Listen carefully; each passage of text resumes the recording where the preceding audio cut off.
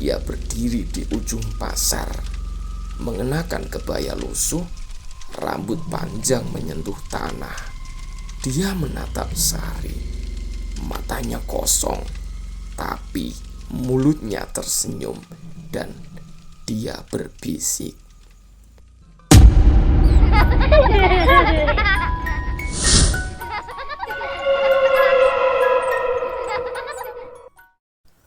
Pasar Tambak. Cerita ini berdasarkan kisah nyata.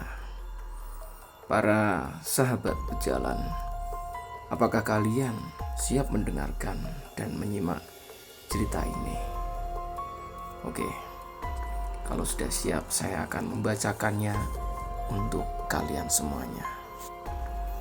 Terima kasih karena sudah bergabung di channel ini. Jalan kembali.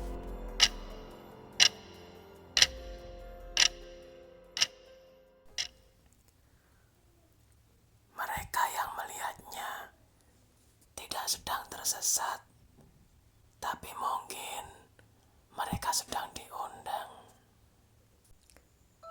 Sari lahir dan besar di Juwana, tepatnya di daerah Tambak Lorok, desa kecil yang menempel di sisi utara kota. Tempat rawa dan tambak asin menjalar sejauh mata memandang. Suara katak dan angin laut adalah pengantar tidurnya. Tapi bagi sebagian warga tua di sini, suara-suara itu bukan cuma milik alam. Kadang ada yang lain, kadang suara itu bukan untuk didengar, tapi untuk dipanggil. Waktu kecil, Sari sering mendengar larangan dari simbahnya. Jangan main ke tambak ya, Nduk ya, kalau malam. Nanti kamu dikira pembeli. Sari tidak paham maksudnya. Pembeli apa? Bukannya tambak itu hanya tempat nelayan dan petambak ikan. Tapi simbahnya hanya diam dan melempar pandang keluar jendela ke arah rawa yang menghitam saat malam tiba.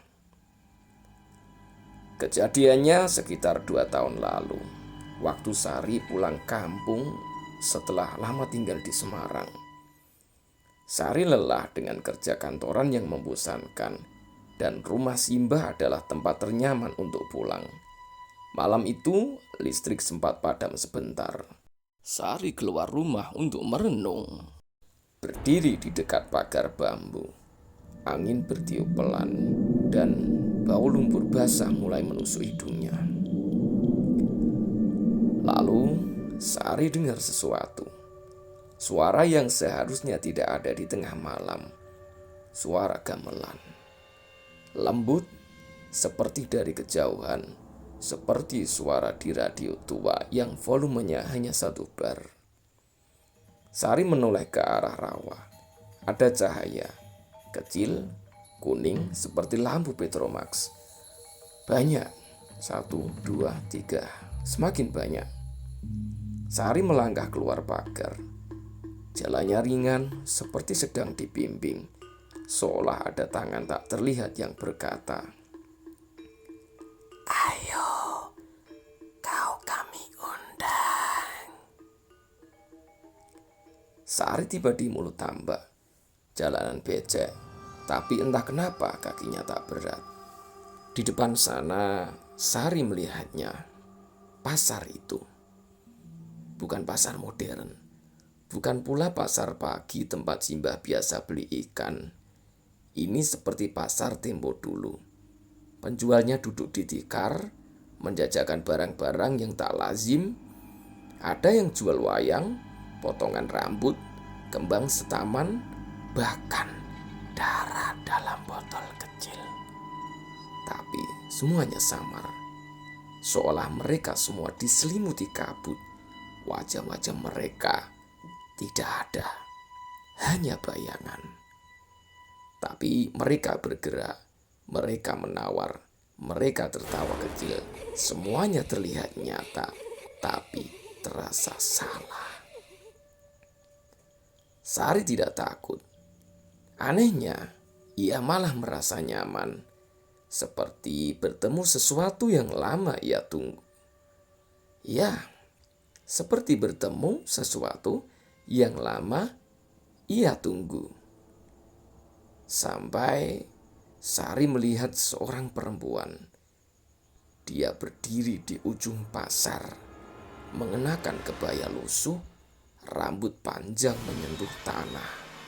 Dia menatap Sari, matanya kosong, tapi mulutnya tersenyum dan dia berbisik, "Kamu sudah cocok tinggal di sini.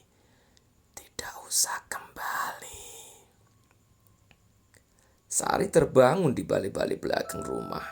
Tubuhnya basah kuyup, dengan lumpur menempel sampai ke lutut. Simbah duduk di sampingnya, matanya merah karena menangis semalaman.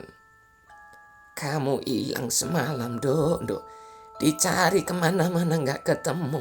Kakek jadi khawatir." "Syukurlah kamu kembali, nak." Sari diam.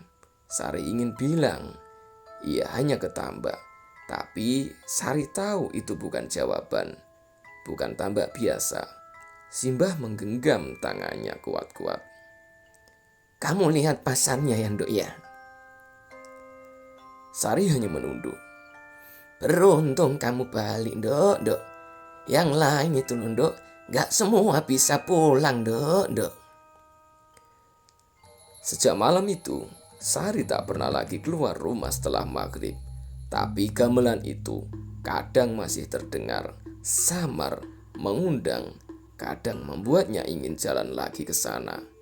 Tapi Sari tahu, pasar itu bukan untuk manusia, itu untuk yang tersesat atau mereka yang memang diundang.